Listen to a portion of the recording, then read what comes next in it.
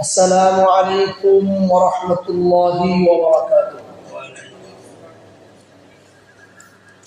الحمد لله. إن الحمد لله نحمده ونستعينه ونستغفره ونؤمن به ونتوكل عليه ونعوذ بالله من شرور أنفسنا ومن سيئات أعمالنا من يهده الله فلا مضل له ومن يضلله فلا هادي له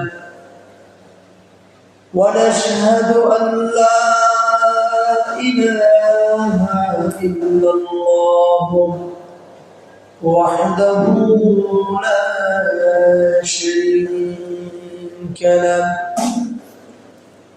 ونشهد أن سيدنا وسندنا وحبيبنا مولانا محمدا عبده ورسوله أرسله بالحق بشيرا ونذيرا فداعيا إلى الله بإذنه وسراجا منيرا فقد قال الله تعالى في كلامه المجيد وفرقانه الحميد أعوذ بالله من الشيطان الرجيم بسم الله الرحمن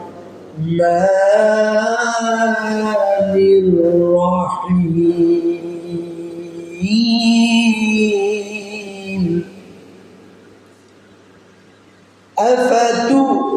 أفتؤمنون ببعض الكتاب وتكفرون ببعض فما جزاء من يفعل ذلك خزي في الحياة الدنيا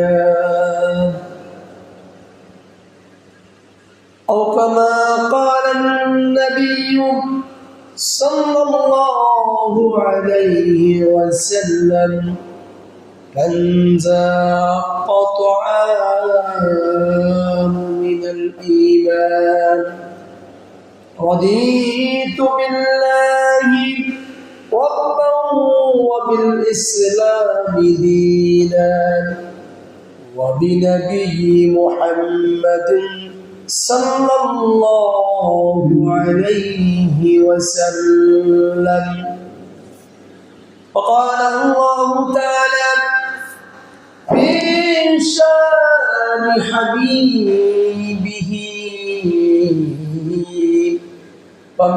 ومحبوبه ومعشوقه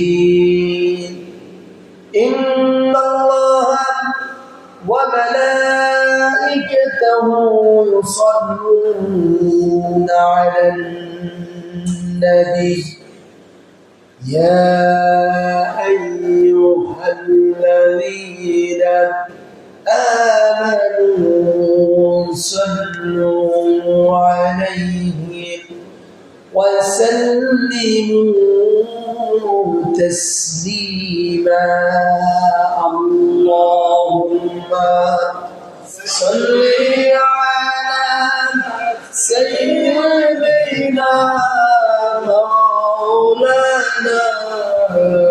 محمد وعلى آل سيدنا مولانا محمد کرنا گیا কাদরে মন কিন্তু তোমার পুণ্য আপন যিনি আল্লাহ তিনি আর একজন সোনার মদিনা আল্লাহুম্মা সাল্লি আলা সাইয়্যিদিনা মাওলানা মুহাম্মদ ওয়া আলা আলি সাইয়্যিদিনা মাওলানা মুহাম্মদ কবর বড় কঠিন জায়গা যে গেছে আর ফিরে না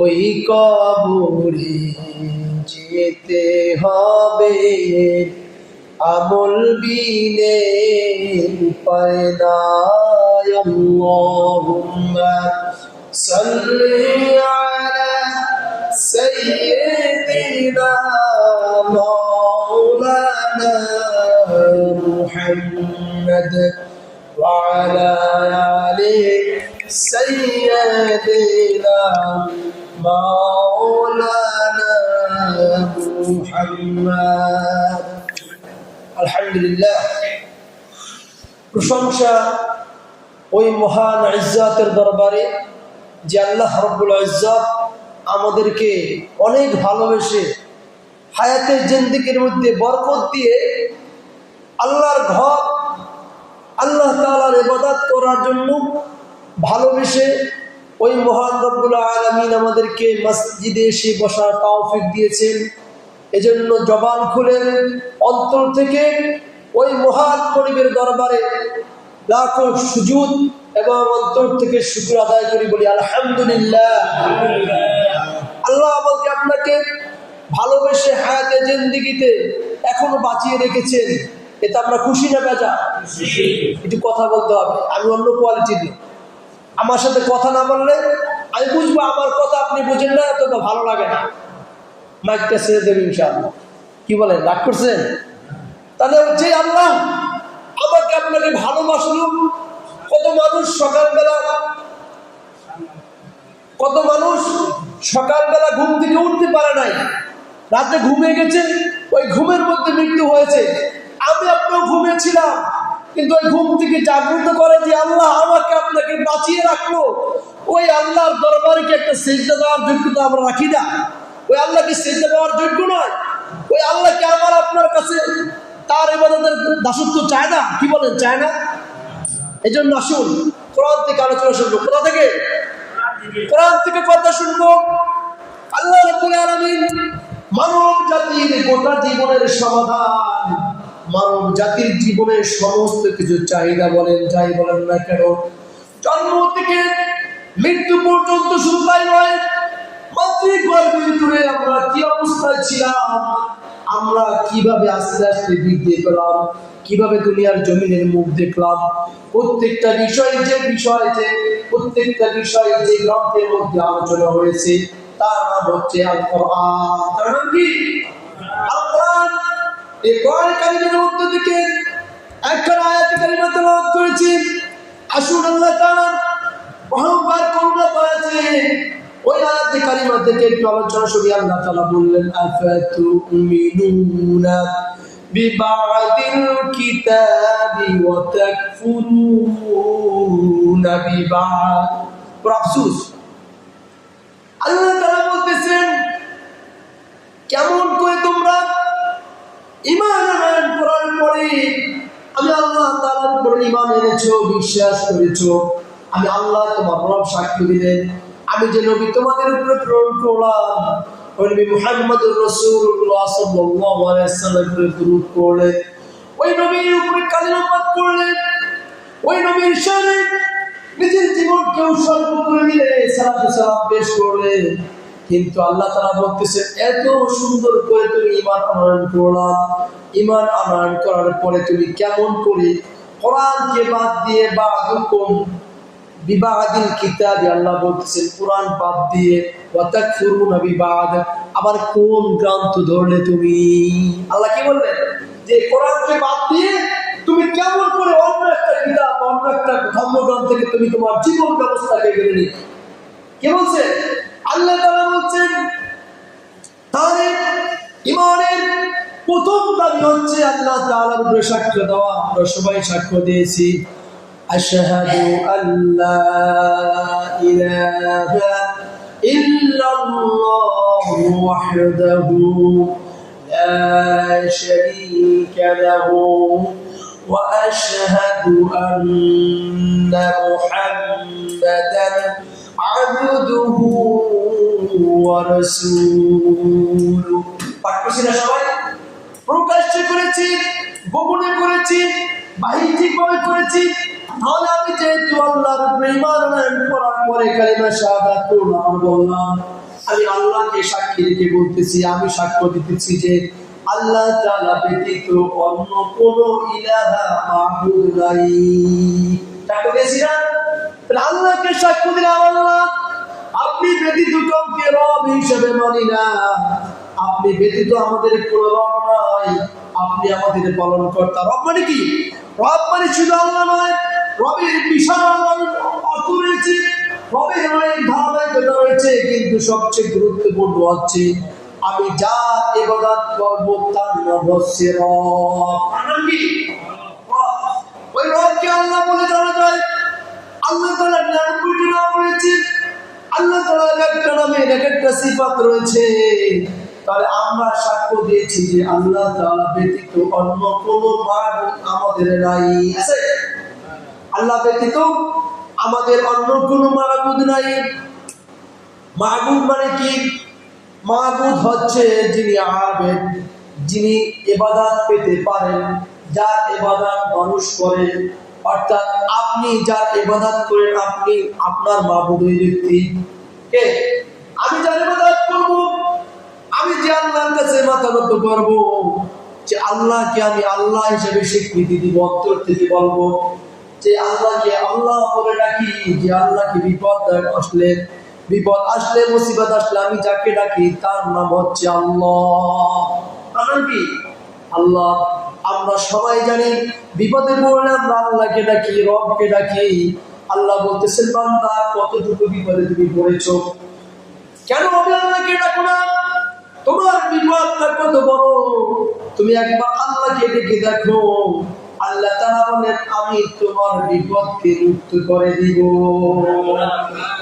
আল্লাহ রাসূল সাল্লাল্লাহু আলাইহি ওয়াসাল্লাম একটা হাদিস বলেন, হাদিসটা হচ্ছে আল্লাহ তাআলা রাসূল সাল্লাল্লাহু আলাইহি ওয়াসাল্লাম বলেন, ওয়া আবি হুরায়রা রাদিয়াল্লাহু তাআলা আনহু আন্নাহু قال قال رسول الله صلى الله عليه وسلم